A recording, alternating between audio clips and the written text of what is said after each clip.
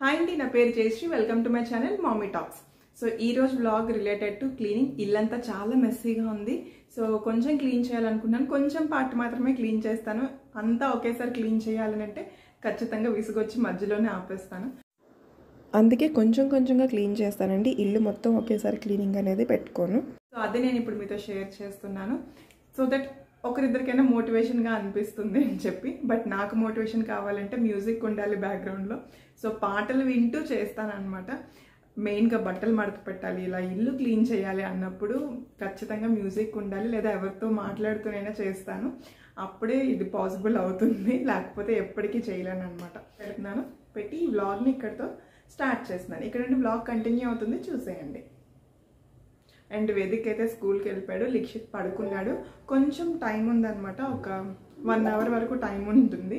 So ఈ 1 అవర్లో ఎంత పాసిబుల్ అయితే అంత క్లీనింగ్ అనేది చేస్తాను. ప్యారలల్గా కిచెన్లో వంట కూడా చేస్తున్నాను. సో అది చేస్తూ క్లీనింగ్ చేస్తాను అనమాట. So let's start this vlog. Washing మిషన్లో వేయడానికి చాలా బట్టలు ఉన్నాయి. ఫస్ట్ ఈ వాషింగ్ మిషన్లో వేసేస్తే అది కంప్లీట్ అయ్యేలోపు మనం రిమైనింగ్ వర్క్స్ అనేవి చేసుకోవచ్చు. అండ్ ఇక్కడ ఒకటి ఉంది చూడండి, ఇట్స్ సో ట్రూ లాండ్రీ. రివర్స్లో కనిపిస్తుందేమో. The never ending story. నిజమే కదా, ఎప్పటికీ దీనికి ఒక ఎండ్ అనేదే ఉండదు.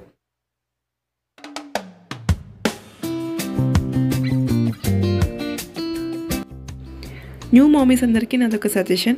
ఇల్లు నీట్గా లేదు అని అసలు స్ట్రెస్ తీసుకోవద్దు.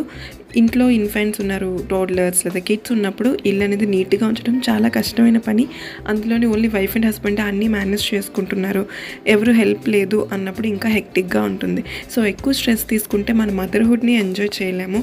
ఈ పిల్లలు చిన్నగా ఉన్నప్పుడు, మెయిన్గా ఇన్ఫెంట్ స్టేజ్లో టోడ్లర్స్గా ఉన్నప్పుడు మనం ఎంజాయ్ చేసే మూమెంట్స్ ఏమైతే ఉన్నాయో అవి కొన్ని కోట్లు ఇచ్చినా మళ్ళీ తిరిగి రావు. సో అందుకే మీ మదర్హుడ్ని ఎంజాయ్ చేయండి. ఒక ప్లాన్ ప్రకారం డైలీ ఒక 1/2 అవర్ టు 1 అవర్ కేటాయించి ఇల్లు అనేది క్లీన్ చేసుకోవచ్చు.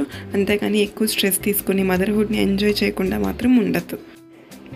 కోర్స్ మనం ఎంత క్లీన్ చేసినా కూడా అది ఒక్కరోజు మాత్రమే ఉంటుంది. నెక్స్ట్ డే మళ్ళీ సేమ్ పొజిషన్కి వస్తుంది ఇంట్లో పిల్లలు ఉన్నప్పుడు. సో మెయిన్గా మనం వాళ్ళకి అలవాటు చేయడానికి కొంచెం టైం పడుతుంది. ఇంట్లో మనం ఒక్కరమే ఇల్లు నీట్గా ఉండాలి అని అనుకుంటే సరిపోదు. ఇంట్లో ఉన్న ప్రతి ఒక్కరికి అలవాటు అనేది ఉండాలి. ఎక్కడ తీసిన వస్తువు అక్కడ పెట్టడం అని కానీ, లేదా హెల్ప్ చేసే విషయంలో కానీ. అప్పుడే మనకి కొంచెం పని ఈజీ అవుతుంది. పిల్లలకి ఒక పర్టికులర్ ఏజ్ వచ్చిన దగ్గర నుండి ఇంట్లో పనులు కూడా అలవాటు చేయాలండి. అమ్మాయి అయినా అబ్బాయి అయినా ఈ కాలం అందరూ అన్ని పనులు నేర్చుకోవాలి, అంతే కదా. నేనైతే వేదిక్కి ఒక 1.5 ఇయర్ నుండి ఇంట్లో పనులు కూడా చెప్తాను. వెజిటబుల్స్ తెచ్చినప్పుడు అవన్నీ అరేంజ్ చేయడం, లేదా వాడి స్కూల్ బ్యాగ్ నుండి బాక్స్ బాటిల్ తీసి సింక్లో పెట్టడం, వాడి ప్లేట్ సింక్లో పెట్టడం, ఇలాంటి చిన్న చిన్న పనులు. అండ్ టాయ్స్ నీట్గా ఉంచమంటే అస్సలు వినడం, అది ఇంకా అలవాటు అవ్వలేదు. అండ్ నాకు కూడా హెల్ప్ చేస్తాడు. కుక్కర్ ఆఫ్ చేయాలి అన్నా, లేదా సామాన్లు తోమిన తర్వాత తీసుకెళ్ళి బాస్కెట్లో పెట్టాలి, ఇలాంటి పనులు కూడా చెప్తాను. బెడ్ అరేంజ్ చేసినప్పుడు కూడా నాకు హెల్ప్ చేస్తాడు. బికాస్ వాళ్ళు కూడా పెద్ద అయిన తర్వాత ఇండిపెండెంట్గా ఉండగలుగుతారు. యాజ్ ఏ పేరెంట్ వాళ్ళకి అవన్నీ నేర్పించడం మన బాధ్యత కదా. మీరేమంటారు? ఫైనల్గా నేను ఏం చెప్దాం అనుకున్నానంటే, ఇల్లు నీట్గా ఉండాలనంటే ఇంట్లో ఉన్న ప్రతి ఒక్కరూ దానికోసం కంట్రిబ్యూట్ చేయాలి.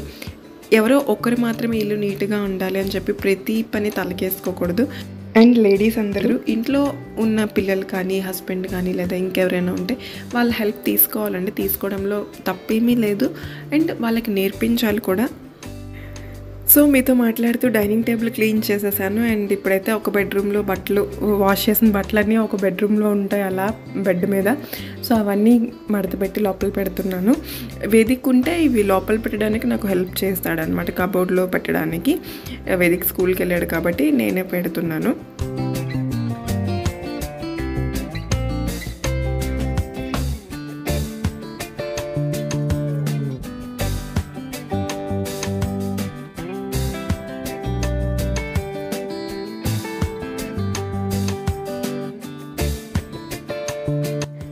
నేను అనుకున్న 2 పనులు కంప్లీట్ చేశాను. లిక్షిత్ అయితే ఇంకా లేవలేదు. అండ్ ఎనర్జీ మొత్తం అయిపోయినట్టు, డ్రైన్ అవుట్ అయిపోయినట్టు అనిపించి ఒక బనానా తింటున్నాను. ఇన్స్టెంట్ ఎనర్జీ వస్తుంది కదా. సో ఇది తిన్న తర్వాత కొంచెం రిలాక్స్ అయ్యి రిమైనింగ్ వర్క్స్ కంటిన్యూ చేయాలి.